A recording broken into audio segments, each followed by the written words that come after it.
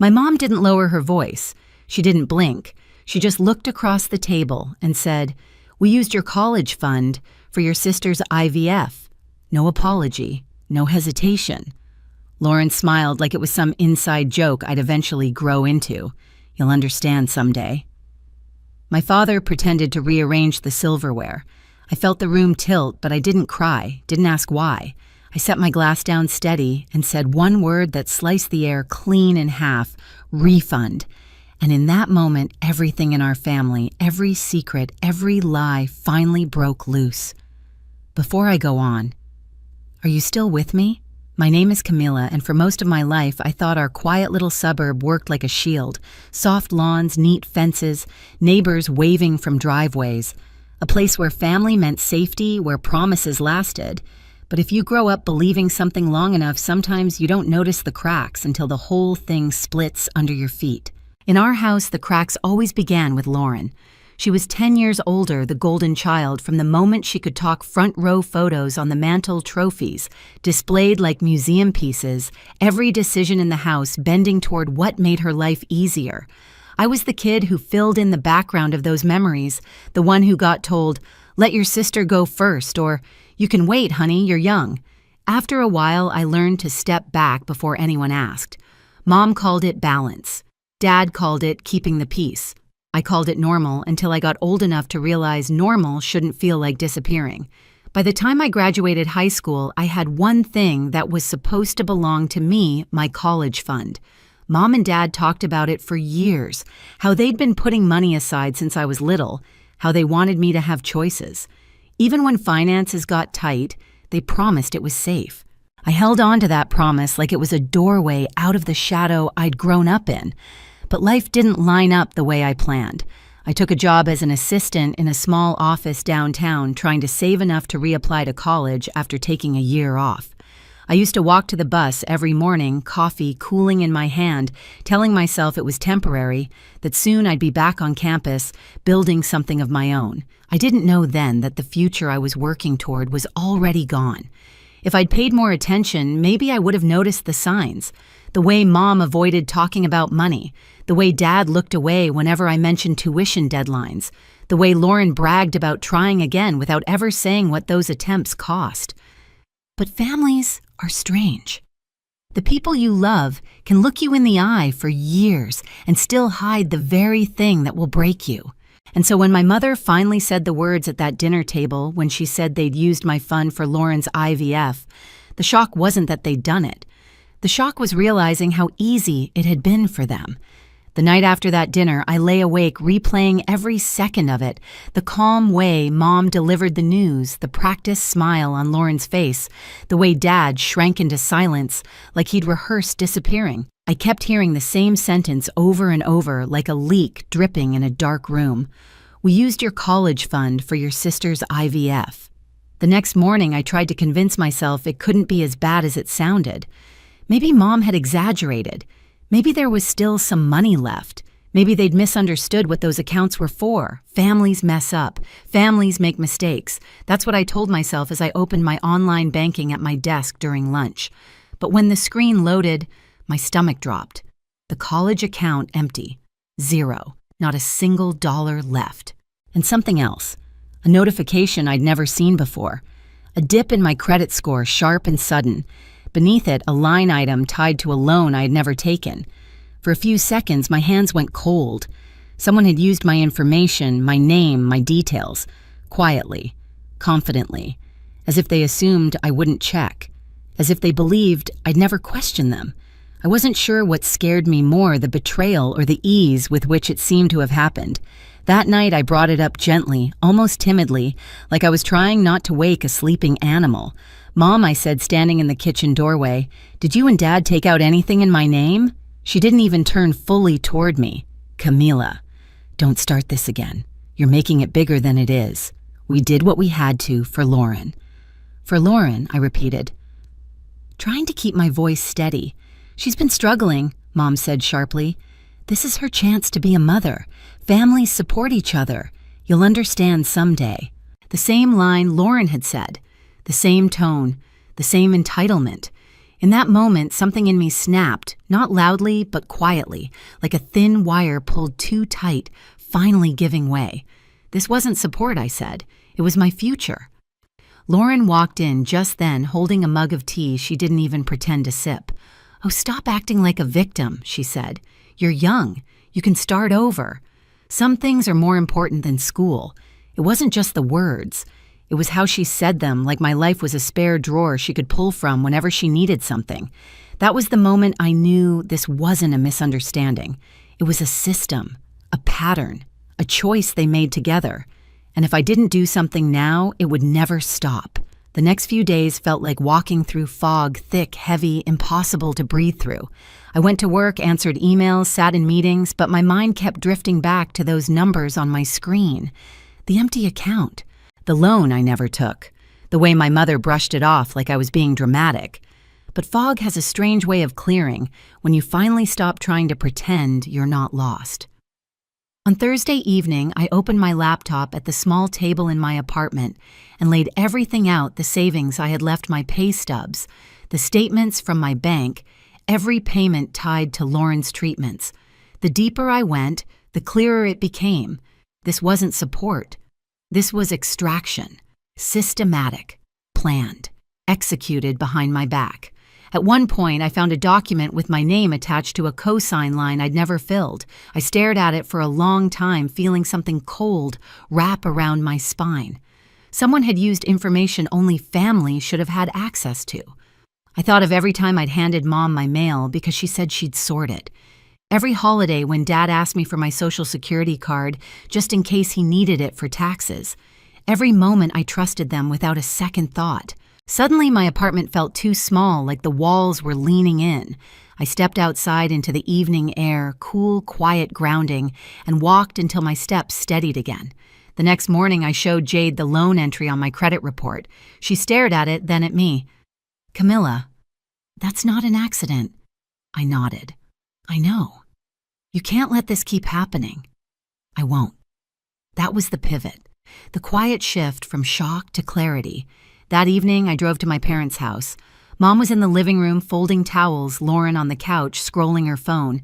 They barely acknowledged me when I walked in, like I was an interruption rather than a daughter. I set a folder on the coffee table. Mom looked up. "What's this proof?" I said. "Of everything I didn't agree to." Lauren rolled her eyes. "You're being dramatic." "No," I said softly. "I'm being accurate." She stiffened. Mom reached for the folder, flipping through the papers with quick, irritated movements. "Where did you even get all this? My accounts, my statements, my credit report." For once they had nothing to say. I took a breath. Steady, controlled. "If you want to talk about this, meet me at the clinic tomorrow afternoon. All of you." Lauren frowned. "Why?" "Because it's time everyone heard the truth. From the one person none of you can argue with."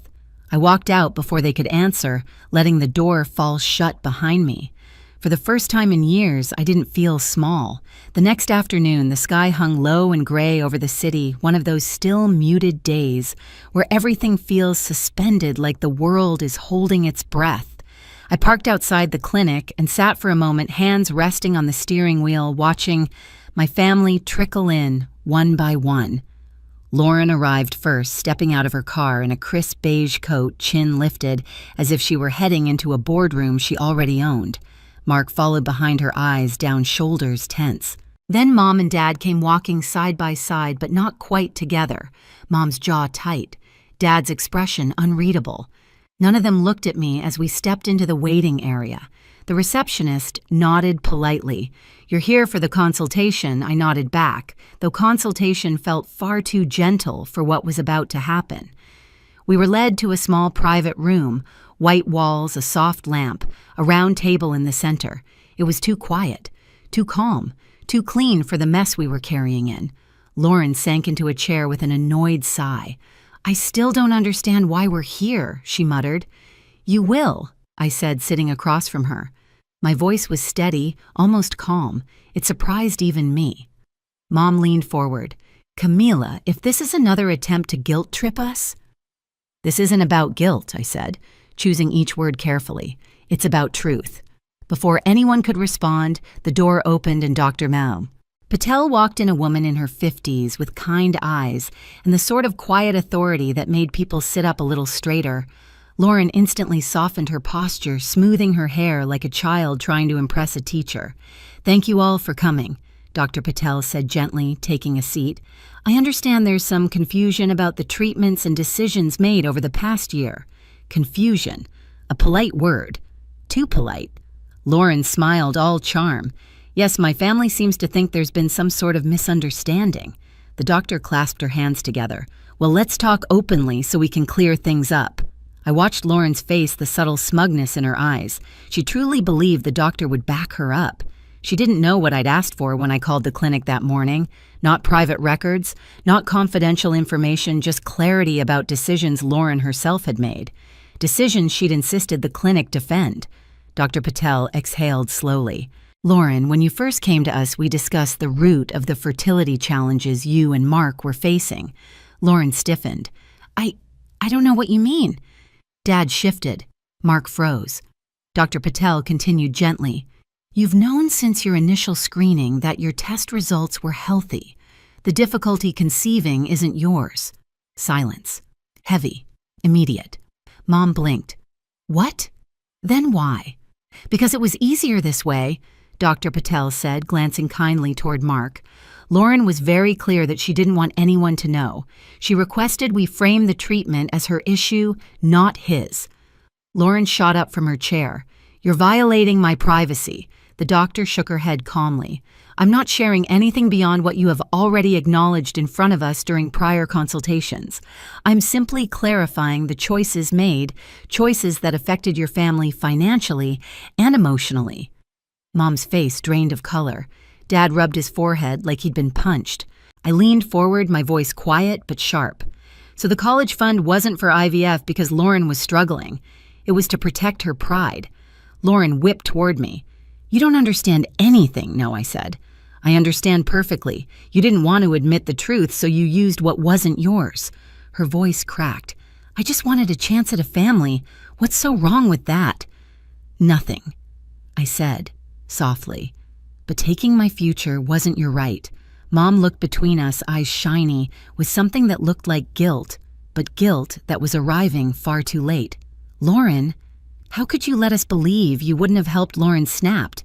You always said Camilla could wait. You said she was young. You practically handed me the money."